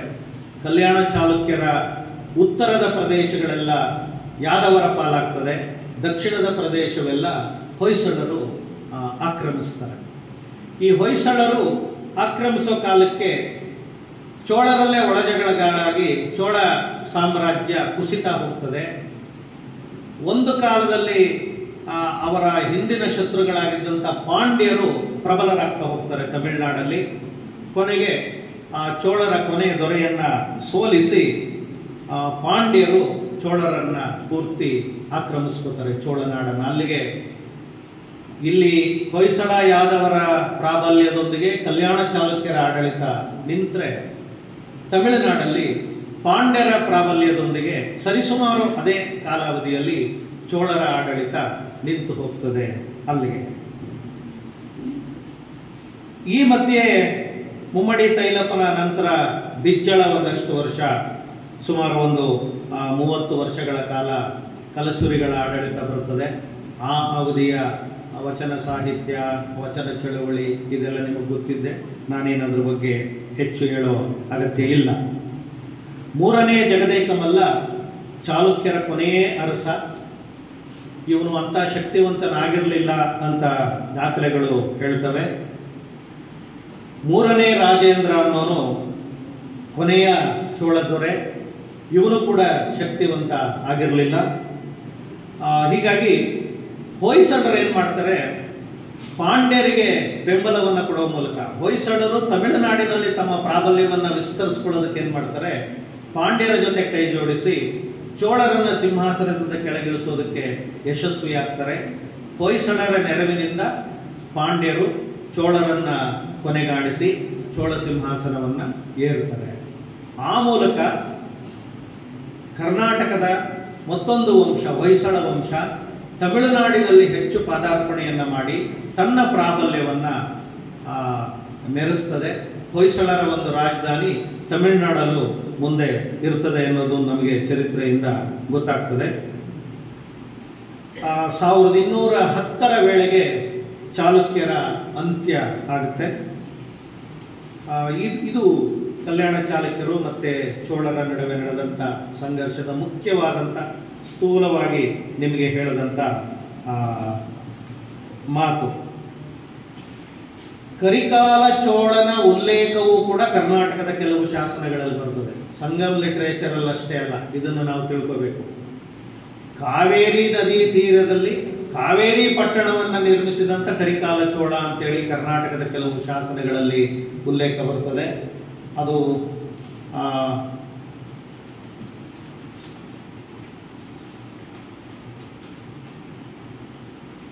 ಒಂದು ಶಾಸನ, ಕೊಕಟನೂರು ಅಥಣಿ ತಾಲೂಕಿನ ಒಂದು ಶಾಸನದಲ್ಲಿ 1ನೇ ಸೋಮೇಶ್ವರ ಚೋಳನ ಜೊತೆ ಹೇಗೆ ಹೋರಾಡಿದ ಅನ್ನೋದನ್ನು ತುಂಬ ಸೊಗಸಾಗಿ ವಿವರವನ್ನು ಕೊಡ್ತವೆ. ಇಲ್ಲಿ ನಾನು ವಿಶೇಷವಾಗಿ ಹೇಳಬೇಕಾದ್ದೇನು ಅಂದರೆ, ಕರ್ನಾಟಕದಲ್ಲಿ ಅರಸರೊಂದಿಗೆ ಹೋರಾಡಿದಂಥ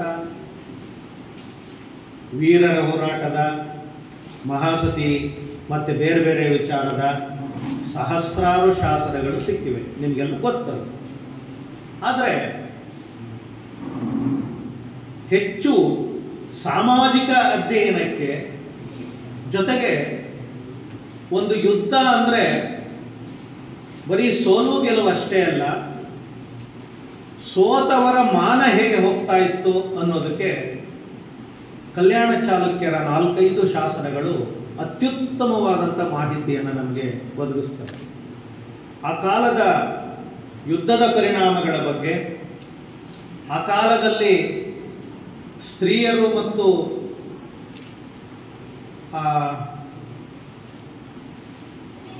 ಸಾಮಾನ್ಯ ಜನರ ರಕ್ಷಣೆಯ ವ್ಯವಸ್ಥೆಯನ್ನು ಕುರಿತಂತೆ ನಾವು ಮತ್ತೊಮ್ಮೆ ಚಿಂತಿಸಬೇಕಾದಂಥ ಅಗತ್ಯ ನಮ್ಮಲ್ಲಿ ಇದೆ. ನಾವೆಲ್ಲ ಏನು ಮಾಡ್ತೀವಿ, ಈ ಶಾಸನಗಳಲ್ಲಿ ಬರುವಂಥ ರಾಜನ ದಿಗ್ವಿಜಯಗಳಾಗ್ಬೋದು, ಬೇರೆ ಬೇರೆದನ್ನು ಇಟ್ಕೊಂಡು ಒಂದು ಹೋರಾಟ ಅಥವಾ ಒಂದು ರಾಜ್ಯದ ವಿಸ್ತರಣೆ ಅಂದರೆ ಇದು ಸಹಜ ಅಂತ ನಾವು ಅದನ್ನು ಚಿತ್ರಿಸ್ತೀವಿ. ಒಬ್ಬ ರಾಜ ಅಂದಮೇಲೆ ಕೊಲ್ಲಲೇಬೇಕು, ರಾಜ್ಯ ವಿಸ್ತರಣೆ ಅಂದಮೇಲೆ ದಾಳಿ ಮಾಡಲೇಬೇಕು, ಇದರಲ್ಲಿ ಇನ್ನೇನು ವಿಶೇಷ ಇದೆ ಅಂತ ನಾವು ಅದನ್ನು ಸಾಮಾನ್ಯವಾದ ಅರ್ಥದಲ್ಲಿ ಭಾವಿಸ್ಬಿಡ್ತೀವಿ. ಆದರೆ ಅದರಿಂದ ನೇರವಾಗಿ ತೊಂದರೆಗೊಳಗಾಗ್ತಾ ಇದ್ದವ್ರು ಯಾರು ಅಂದರೆ ಜನಸಾಮಾನ್ಯರು. ಹಾಗೆ ಜನಸಾಮಾನ್ಯರು ಹೇಗೆ ತೊಂದರೆಗೊಳಗಾಗ್ತಾ ಇದ್ರು ಅನ್ನೋದಕ್ಕೆ ನಮಗೆ ಕಲ್ಯಾಣ ಚಾಲುಕ್ಯರ ಬೆರಳೆಣಿಕೆಯ ಕೆಲವು ಶಾಸನಗಳು ಅತ್ಯುತ್ತಮವಾದಂಥ ಮಾಹಿತಿಯನ್ನು ನಮಗೆ ಕೊಡ್ತಾ ಇದೆ. ಈ ದೃಷ್ಟಿಯಿಂದ ನಮಗೆ ಕಲ್ಯಾಣ ಚಾಲುಕ್ಯರ ಶಾಸನಗಳನ್ನು ಮರು ಅಧ್ಯಯನ ಮಾಡುವ ಅಗತ್ಯ ಇದೆ ಅಂತ ನಾನು ಭಾವಿಸ್ತೇನೆ. ಈವರೆಗೆ ಏನು ಅಧ್ಯಯನ ಆಗಿದೆ ಆ ದೃಷ್ಟಿಯನ್ನು ಹೊರತುಪಡಿಸಿದಂಥ ಬೇರೆ ರೀತಿಯ ಅಧ್ಯಯನ ಕಲ್ಯಾಣ ಚಾಲುಕ್ಯರ ಬಗ್ಗೆ ಆಗಬೇಕಾಗಿದೆ.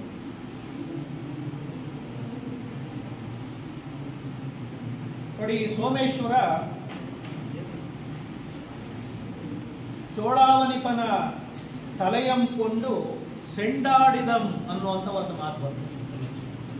ಚೋಳ ದೊರೆಯ ತಲೆಯನ್ನು ಕೊಂದು ಆ ತಲೆಯನ್ನ ಚೆಂಡಿನಂತೆ ಒದ್ದಾಡದ ಅಂತ ಹೇಳಿ. ಎಷ್ಟು ದ್ವೇಷ ಇರಬೇಕು ಅವರನ್ನ ಕುರಿತು ಇವರಿಗೆ.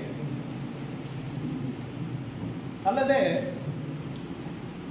ಕ್ಷತ್ರಿಯ ಕಾಳರಾತ್ರಿ ಎನಿಸಿರ್ತ ನೋಡಿ, ಚೋಳನನ್ನು ಹೊಗಳ್ತಾನೆ ಈ ಶಾಸನ ಕವಿ. ಇದು ನಮಗೆ ಬಹಳ ಮುಖ್ಯ. ಕಲ್ಯಾಣ ಚಾಲುಕ್ಯ ದೊರೆಗಳು ಹಾಕ್ಸಿರೋ ಶಾಸನ, ಕಲ್ಯಾಣ ಚಾಲುಕ್ಯರ ಜೊತೆ ಚೋಳರನ್ನು ಕವಿ ವರ್ಣಿಸ್ತಾನೆ. ಅಂದರೆ ಆ ಕವಿ ಆ ಚೋಳ ದೊರೆಯ ಶೌರ್ಯವನ್ನ ಎಷ್ಟು ಮನಸ್ಸಿನಲ್ಲಿ ತುಂಬಿಕೊಂಡಿದ್ದ ಅನ್ನೋದನ್ನು ನಾವು ಗಮನಿಸಬೇಕು. ಕ್ಷತ್ರಿಯ ಕಾಳರಾತ್ರಿ ಎನಿಸಿರ್ತ ಚೋಳನಂ ದ್ವಂದ್ವ ಯುದ್ಧದೊಳ್ ಅಂತಿಕ್ಕಿದ ಜಟ್ಟಿಗರ್ ಜಗತ್ತೋಳಾರ್ ತ್ರೈಲೋಕ್ಯ ಮಲ್ಲಂಬರಂ. ಈ ತ್ರೈಲೋಕ್ಯ ಮಲ್ಲನ ಹಾಗೆ ಜಗತ್ತಿನಲ್ಲೇ ಕ್ಷತ್ರಿಯ ಕಾಳರಾತ್ರಿ ಎನಿಸಿದ್ದ, ಕ್ಷತ್ರಿಯರಿಗೆ ಕಾಳರಾತ್ರಿ ಅನಿಸಿದ್ದಂತ ಅಂದರೆ ಭಯಂಕರ ಅನಿಸಿದಂಥ ಇವನನ್ನ ಚೋಳ ದೊರೆಯನ್ನ ದ್ವಂದ್ವ ಯುದ್ಧದಲ್ಲಿ ಸೋಲಿಸ್ತಾ ನಮ್ಮ ದೊರೆ ಅಂತ ಹೇಳಿ ಶಾಸನ ವರ್ಣಿಸುತ್ತೆ. ಇದರ ಜೊತೆಗೆ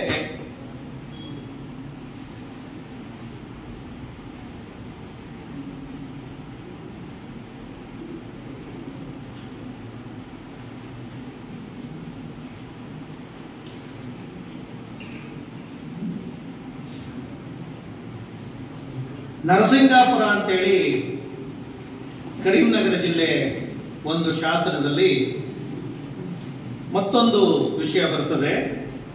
ಇದು 1ನೇ ಸೋಮೇಶ್ವರನ ಅವಧಿ ಶಾಸನ, 1052 ಈ ಶಾಸನದ ಕಾಲ. ಉತ್ತರದ ದಿಗ್ವಿಜಯವನ್ನ ಮಾಡ್ತಾ ಇರ್ತಾನೆ ಸೋಮೇಶ್ವರ. ಅಲ್ಲಿ ದಾರಾನಗರ ಸಪ್ತಮಾಳವಗಳನ್ನ ಕೊಳ್ಳಿಯಿಂದ ಸುಟ್ಟು, ನಮ್ಮವರೇನು ಕಡಿಮೆ ಇರಲಿಲ್ಲ ದುಷ್ಕೃತ್ಯ ಮಾಡೋದ್ರಲ್ಲಿ, ನಾವು ಚೋಳರು ಅಂತಷ್ಟೇ ಅನ್ಬಾರ್ದು. ದಾರಾನಗರ ಮತ್ತೆ ಮಾಳವನ ಸಪ್ತಮಾಳವ ನಗರಗಳನ್ನ ಕೊಳ್ಳಿಯಿಂದ ಸುಡ್ತಿರ್ತಾನಂತೆ ಹೋಗಿ ನಮ್ಮ 1ನೇ ಸೋಮೇಶ್ವರ. ರಾಜ್ಯ ಚಿಹ್ನೆಗಳನ್ನು ಕೈಕೊಂಡು, ಅವರ ರಾಜರ ಚಿಹ್ನೆಗಳನ್ನು ಕಿತ್ಕೊಂಡು ದಾರಾನಗರವನ್ನು ಪ್ರವೇಶಿಸ್ತಾನೆ. ಅಲ್ಲಿ ಅರಮನೆಯಲ್ಲಿದ್ದಂಥ ಸಂದರ್ಭದಲ್ಲಿ ಚೋಳ ದಕ್ಷಿಣದಿಂದ ನಮ್ಮ ನಾಡಿನ ಮೇಲೆ ದಂಡೆತ್ತಿ ಬಂದಿದ್ದಾನೆ ಅನ್ನೋ ಸುದ್ದಿಯನ್ನ ಕೇಳಿ ಸಿಟ್ಟಿಗೆದ್ದು ವಾಪಸ್ ಬಂದು ಏನ್ ಮಾಡ್ತಾನೆ, ಚೋಳನ ಮೇಲೆ ಯುದ್ಧಕ್ಕೆ ಬೀಳ್ತಾನೆ. ಅವನನ್ನ ಸಮುದ್ರದೊಳಗೆ ಹೋಗಿಸಿ, ನೋಡಿ ಸಮುದ್ರದೊಳಗೆ ಓಡಿಸ್ಬಿಡ್ತಾನಂತೆ. ಅವನು ಬಹುಶಃ ಹಡಗುಗಳು ಹತ್ಕೊಂಡು ಓಡೋಗ್ತಾನಂತೆ ತಪ್ಪಿಸ್ಕೊಳಕ್ಕೆ ಆ ಚೋಳ ದೊರೆ.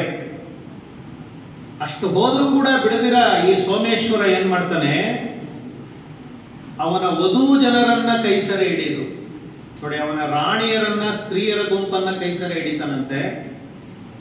ಅವನ ತಾಯಿಯನ್ನ ಹಿಡಿದು, ಆ ಚೋಳ ದೊರೆಯ ತಾಯಿಯನ್ನ ಹಿಡ್ಕೊಂಡು ಅವಳ ಮೂಗನ್ನ ಭೇದಿಸಿ, ನೋಡಿ ತಾಯಿಯ ಮೂಗನ್ನ ಕೊಯ್ತಾನಂತೆ. ಇವರಿಬ್ಬರಿಗಿರೋ ಸಿಟ್ಟು ಆ ತಾಯಿ ಏನ್ ಮಾಡಿದ್ಲು, ಹಿಂದೆ ಇದು ಚರಿತ್ರೆಯಲ್ಲಿ ಗೊತ್ತಾಗ್ತದೆ, ಮೂಗರಿಗರು ಅಂತಾನೆ ಇರ್ತಿದ್ರು. ಮೂಗರಿಗ ಅನ್ನುವಂಥದ್ದು ಒಂದು ಬಿರುದು. ಅವರ ಕೆಲಸ ಏನು ಅಂದ್ರೆ ಯುದ್ಧ ನಡೆಯುವಾಗ ಶತ್ರುವಿಗೆ ಗೊತ್ತಾಗದ ಹಾಗೆ ಅವನ ಮೂಗನ್ನ ಕತ್ತರಿಸ್ತಾ ಇದ್ರಂತೆ. ಅಂದ್ರೆ ಮೂಗನ್ನ ಕತ್ತರಿಸಿದ್ರೆ ಅವರು ಮುಖ ಎತ್ತುಕೊಂಡು ಸಮಾಜದಲ್ಲಿ ಓಡಾಡಕ್ಕಾಗಲ್ಲ ಅಂತ, ಅವನ ಮುಖದ ಸೌಂದರ್ಯವೇ ಹೋದ ಹಾಗೆ ಅಂತ. ಹಾಗೆ ಮೂಗನ್ನ ಕತ್ತರಿಸೋರಿಗೆ ಮೂಗರಿಗ ಅಂತ ಬಿರುದುಗಳನ್ನು ಕೊಡ್ತಾ ಇದ್ರಂತೆ ಚರಿತ್ರೆಯಲ್ಲಿ. ಇಂಥ ಮೂಗರಿಗ ಅಂತ ವರ್ಣಿಸ್ಕೊಂಡಿರುವಂತ ಅನೇಕ ವೀರರು ಕನ್ನಡ ಶಾಸನಗಳಲ್ಲಿ ಇದ್ದಾರೆ. ಅವನಿಗೆ ಮುಟ್ಟು ನೋಡ್ಕೊಂಡಾಗ ಮಾತ್ರ ಗೊತ್ತಾಗುತ್ತಂತೆ, ರಕ್ತ ಬಂದಾಗ ನನ್ನ ಮೂಗು ಕತ್ತರಿಸೋಗಿದೆ ಅಂತ. ಇನ್ನೆಂಥ ಚಾಕಚಕ್ಯತೆಯಾದ ಒಂದು ಯುದ್ಧದ ವಿವರ, ಇದನ್ನ ನಾವು ನೋಡಬೇಕು. ಹಾಗೆ ಅವರ ತಾಯಿಯ ಮೂಗನ್ನ ಕತ್ತರಿಸ್ತಾನಂತೆ. ಇದು ಎಷ್ಟು ಮಟ್ಟಿಗೆ ಸರಿ ತಪ್ಪು ಅನ್ನೋ ಪ್ರಶ್ನೆ ಆಮೇಲಿಂದ ನೋಡಿ. ದ್ವೇಷ ಅನ್ನೋದು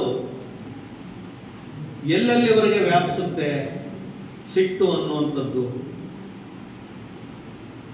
ಮತ್ತೆ ಕಾಂಚೀಪುರವನ್ನ ಸೂರೆಗೊಂಡು ದೋಚಿ ಸುಟ್ಟು ಭಸ್ಮ ಮಾಡಿ, ಹಾಗೆ ಬರ್ತ ಕನಕಾಚಲವನ್ನ ಸೂರೆಗೊಂಡು ತಂಜಾವೂರನ್ನು ಕೂಡ ವಶಪಡಿಸಿಕೊಂಡು ಸಪ್ತಮಾಳವ ಧೂಮಕೇತು ಅನ್ನೋ ಬಿರುದನ್ನ ಪಡೆದಿದ್ದ ಈ ಸೋಮೇಶ್ವರ ಅನ್ನುವಂಥ ಮಾತು ಈ ಶಾಸನದಲ್ಲಿ ನಮಗೆ ಕಂಡು ಬರ್ತದೆ. ನಾವು ವೀರರು ಅಂತ ಏನು ಹೊಗಳ್ತಾ ಇದ್ದೀವಿ, ಅವ್ರು ಮಾಡ್ತಾ ಇದ್ದಂಥ ಸಣ್ಣ ಕೆಲಸಗಳೇನು ಅನ್ನೋದು ನಮಗೆ ಅದೇ ಸಮಯದಲ್ಲಿ ಗೊತ್ತಾಗ್ತದೆ.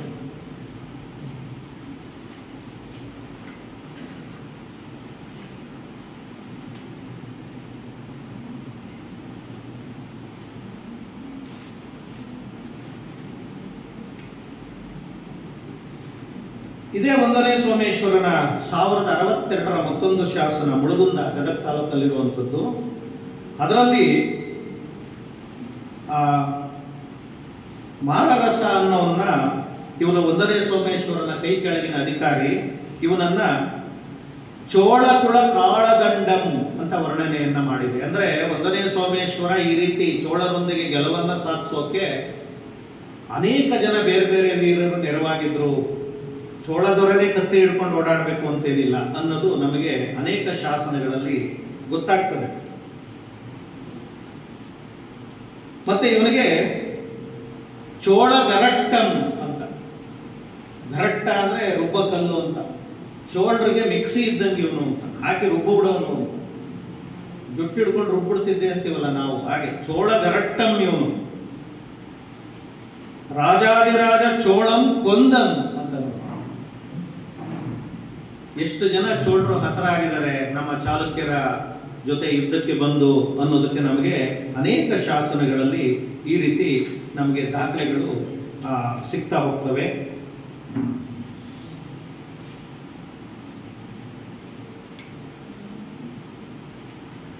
ಇನ್ನೊಂದು ಇದೇ ಸೋಮೇಶ್ವರ 1064ರ ಒಂದು ಶಾಸನದಲ್ಲಿ ನೋಡಿ, ಇದು ಪುಲಿಚಾಲ ಅಂತ, ಕರ್ನೂಲ್ ತಾಲೂಕು, ನಗರ ಕರ್ನೂಲ್ ಅಂತ ಅದು. ಅಲ್ಲಿ ಪೆರ್ಮಾಡಿ ಜಯಸಿಂಗದೇವ, ರೊಳಂಬ ಪೆರ್ಮಾಡಿ ಜಯಸಿಂಗದೇವ, ಇವನು 1ನೇ ಸೋಮೇಶ್ವರನ ಸಾಮಂತ. ಅವನು ತುಂಗಭದ್ರಾ ನದಿಯಲ್ಲಿ ಸ್ನಾನ ಮಾಡಿ ನದಿ ತೀರದ ಮಂಚಾಲೆ ಯಾವುದದು ಮಂತ್ರಾಲಯದ ಹತ್ರ ಬರ್ತದೆ ನೋಡಿ, ಅದರ ನೆಲವೀಡಿನಲ್ಲಿ ಚೋಳನೊಡನೆ ಯುದ್ಧ ಮಾಡಿ ಗೆಲ್ತಾನೆ. ಆ ಗೆದ್ದ ನೆನಪಿಗೆ ಏನ್ ಮಾಡ್ತಾನೆ,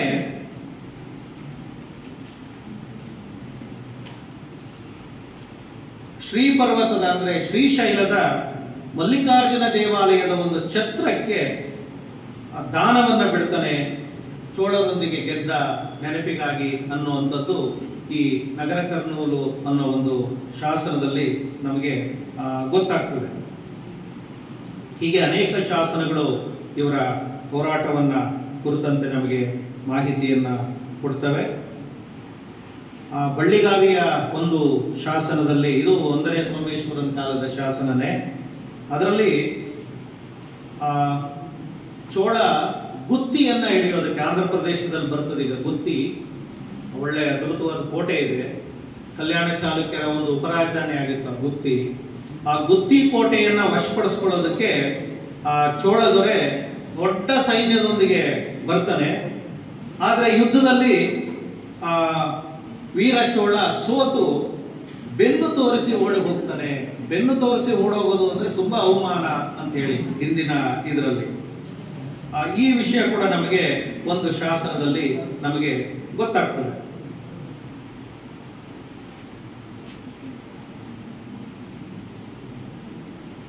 ಗೌರವಾಡ ಗದಗ ತಾಲೂಕು ಈ ಚೋಳ ಮತ್ತೆ ಕಲ್ಯಾಣ ಚಾಲುಕ್ಯರ ಹೋರಾಟದಲ್ಲಿ ಅದೊಂದು ಗಾದೆ ಇದೆಯಲ್ಲ, ಕೋಣನೆರಡು ಹೋರಿಗೆ ಗಿಡ ಮೃತ್ಯುವಾಗೆ ಅನ್ನೋ ಹಾಗೆ ಹೆಚ್ಚು ಜೈನ ಸಮುದಾಯ ತುಂಬಾ ತೊಂದರೆಗೆ ಒಳಗಾಗಿದ್ದು ನಮಗೆ ಅನೇಕ ಶಾಸನಗಳಿಂದ ಗೊತ್ತಾಗ್ತದೆ. ಇದು ಇಮ್ಮಡಿ ಸೋಮೇಶ್ವರನ ಶಾಸನ 1071. ಇವನು ಹಿಂದೆ ಗಂಗರ ಭೂತಗ ಅನ್ನೋನು ಕಲ್ಯಾಣ ಚಾಲುಕ್ಯರ ಸಾಮಂತನೂ ಆಗಿರ್ತಾನೆ. ಅವನು ರಾಷ್ಟ್ರಕೂಟರ ಕಾಲದಿಂದಲೂ ಇವನೇನ್ ಮಾಡ್ತಾನೆ, ಒಂದು ಸುಂದರವಾದಂತ ಒಂದು ಜಿನಾಲಯವನ್ನ ನಿರ್ಮಿಸಿರ್ತಾನೆ ಗಾವರವಾಡದಲ್ಲಿ. ಇದಕ್ಕೆ ಅನೇಕ ದಾನ ಧರ್ಮಗಳನ್ನು ಬಿಟ್ಟಿರ್ತಾನೆ. ಚೋಳ ಏನ್ ಮಾಡ್ತಾನೆ, ಚೋಳ ದೊರೆ ಬೆಳ್ಳವಲ ದೇಶಕ್ಕೆ ದಾಳಿ ಬಂದಾಗ ಈ ಜಿನಾಲಯವನ್ನು ಸುಟ್ಟು ನಾಶ ಮಾಡಿಬಿಡ್ತಾನೆ. ಆಗ ಮುಂದೆ ಕೆಲವು ವರ್ಷಗಳಾದ ಮೇಲೆ ಲಕ್ಷ್ಮಣ್ ರೂಪ ಅನ್ನೋನು ಈಗ ನಾಶವಾಗಿದ್ದಂಥ ಜಿನಾಲಯವನ್ನ ಮತ್ತೆ ಜೀರ್ಣೋದ್ಧಾರ ಮಾಡಿ ಅದಕ್ಕೆ ಸಾಕಷ್ಟು ದಾನದತ್ತಿ ಬಿಟ್ಟಂತ ವಿಷಯ ಈ ಶಾಸನದಲ್ಲಿ ನಮಗೆ ಗೊತ್ತಾಗ್ತದೆ.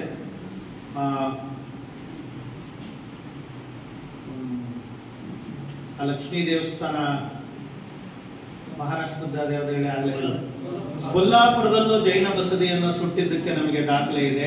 ಈ ಕಾವರವಾಡದ ಜೈನ ಬಸದಿಯನ್ನು ಸುಟ್ಟಾಕಿದ್ರು ಚೋಳರು ಅನ್ನುವಂಥ ದಾಖಲೆ ನಮಗೆ ಪ್ರಾಸಂಗಿಕವಾಗಿ ಸಿಗ್ತದೆ ಈ ಶಾಸನಗಳಲ್ಲಿ.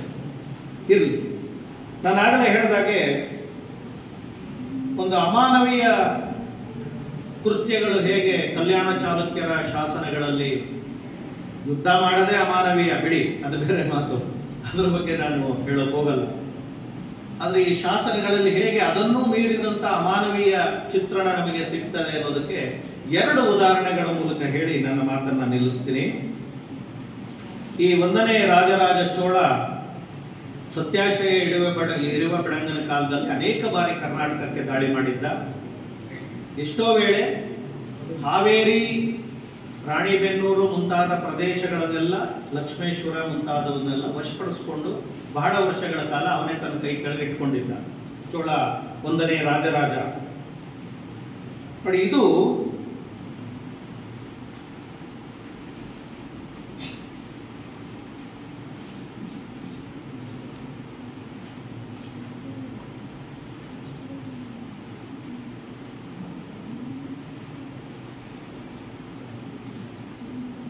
ನಾನಾಗಲೇ ಹೇಳಿದಾಗ ಒಂದು ಮೊದಲನೇ ಶಾಸನ ಬೇಡಿಕೆಹಾಳ್ ಶಾಸನ.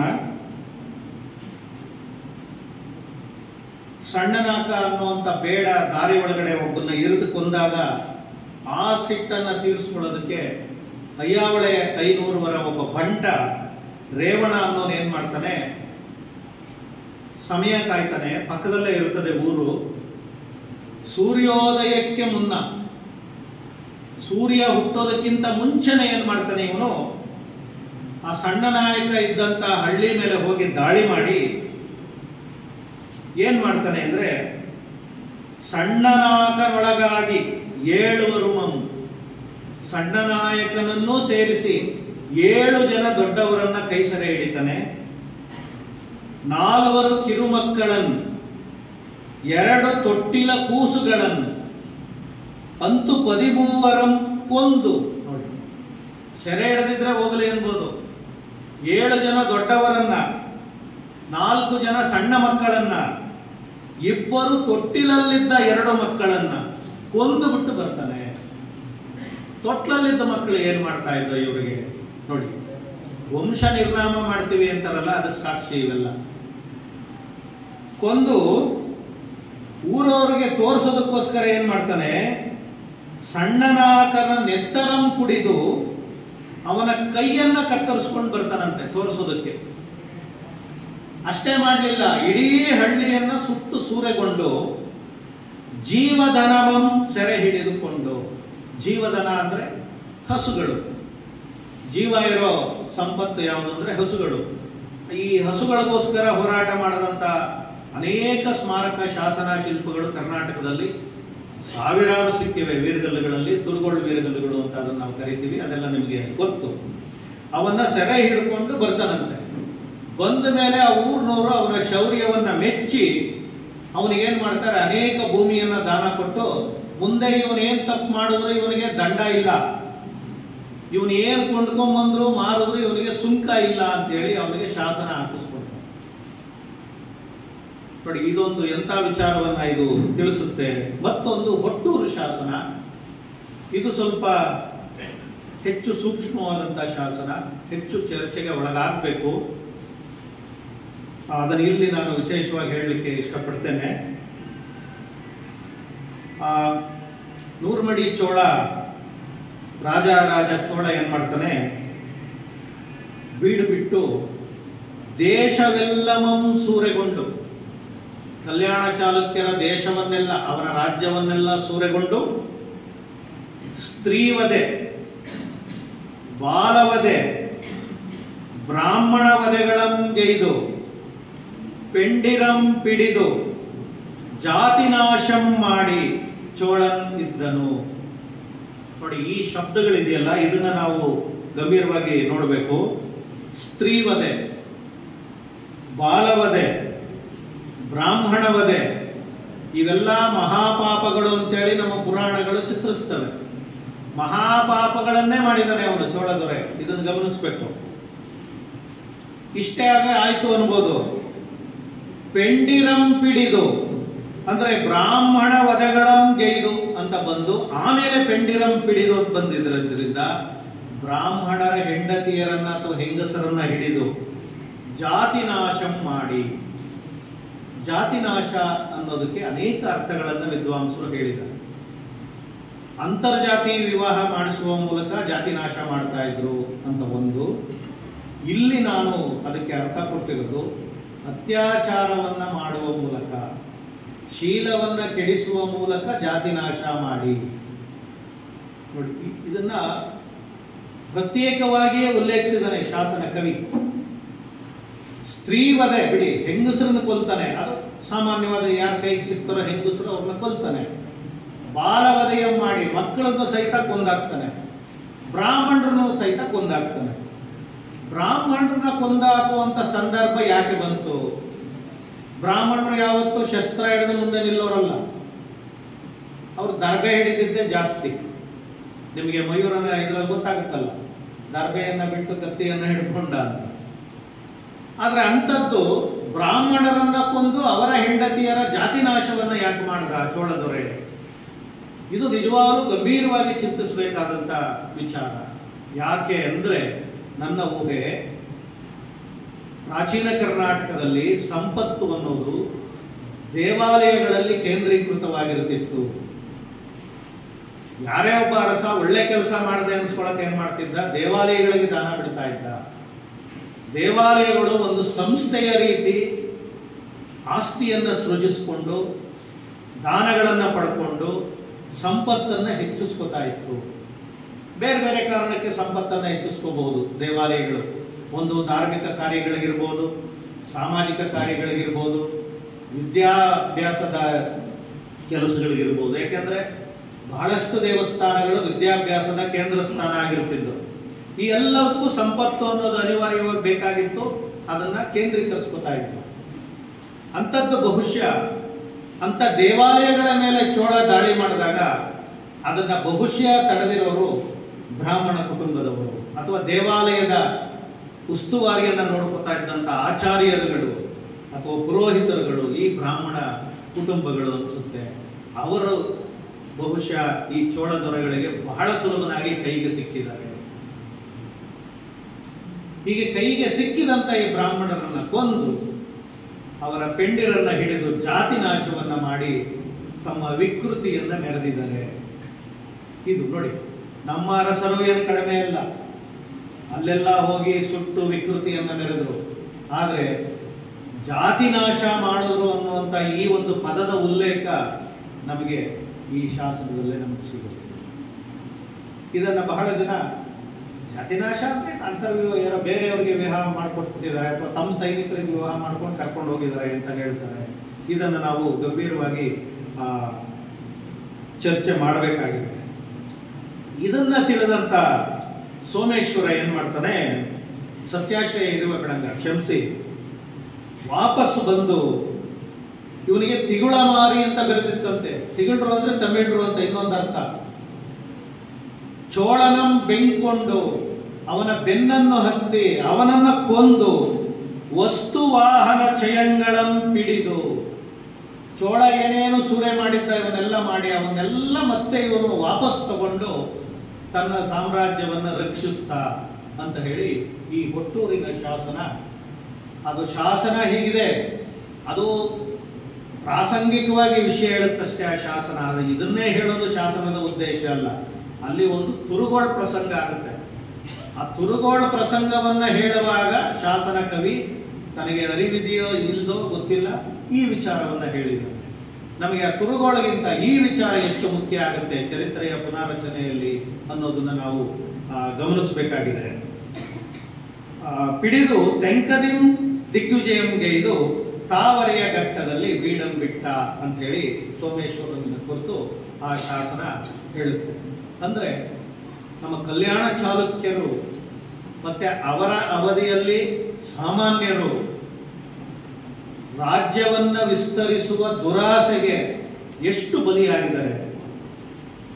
ಎಷ್ಟು ಸಂಕಷ್ಟಗಳನ್ನು ಅನುಭವಿಸಿದ್ದಾರೆ. ನಮ್ಮ ಕನ್ನಡ ನಾಡಿನ ಜನರು ಅಷ್ಟೇ, ತಮಿಳುನಾಡಿನ ಜನರು ಅಷ್ಟೇ ಈ ಅರಸರ ಈ ಹೋರಾಟಗಳಲ್ಲಿ ಎಷ್ಟು ಕಷ್ಟಗಳನ್ನು ಅನುಭವಿಸಿದ್ದಾರೆ ಅನ್ನೋದನ್ನ ಶಾಸನಗಳನ್ನು ಸೂಕ್ಷ್ಮವಾಗಿ ಅಧ್ಯಯನ ಮಾಡಿದಾಗ ನಮಗೆ ಗೊತ್ತಾಗ್ತದೆ. ಹೀಗಾಗಿ ಕಲ್ಯಾಣ ಚಾಲುಕ್ಯರ ಶಾಸನಗಳನ್ನು ಮತ್ತೊಮ್ಮೆ ಸೂಕ್ಷ್ಮವಾಗಿ ಮರು ಅಧ್ಯಯನ ಮಾಡೋದಕ್ಕೆ ಈ ವಿಚಾರ ಸಂಕಿರಣ ಒಂದು ಸ್ಫೂರ್ತಿಯನ್ನು ಕೊಡುತ್ತೆ ಅಂತ ನಾನು ಆಶಿಸ್ತಾ, ನನಗೆ ಅವಕಾಶ ಮಾಡಿಕೊಟ್ಟಂಥ ಈ ಮೂರೂ ಸಂಸ್ಥೆಯವರಿಗೆ, ಹಾಗೆ ಪತ್ರಾಗಾರ ಇಲಾಖೆಯ ನಮ್ಮ ವೀರ್ ಶೆಟ್ಟಿಯವರಿಗೆ, ನಮ್ಮ ಬಸವರಾಜ್ ಕೋಡಗಟ್ಟಿಯವರಿಗೆ ಹಾಗೂ ಎಲ್ಲರಿಗೂ ತಾಳ್ಮೆಯಿಂದ ಕೇಳಿದ ತಮಗೆಲ್ಲರಿಗೂ ಎಷ್ಟು ಅರ್ಥವಾಯಿತೋ ಬಿಡ್ತೋ ನನಗೆ ಗೊತ್ತಿಲ್ಲ. ನಿಮಗೇನಾದರೂ ಹೆಚ್ಚಿನ ವಿವರ ಬೇಕು ಅಂದರೆ ನನ್ನನ್ನು ನೀವು ಯಾವಾಗ ಬೇಕಾದರೂ ಸಂಪರ್ಕಿಸಬಹುದು. ಹೀಗಾಗಿ ಮತ್ತೊಮ್ಮೆ ತಮಗೆಲ್ಲರಿಗೂ ವಂದಿಸಿ ನನ್ನ ಈ ಎರಡು ಮಾತುಗಳನ್ನು ಮುಗಿಸ್ತೀನಿ. ನಮಸ್ಕಾರ.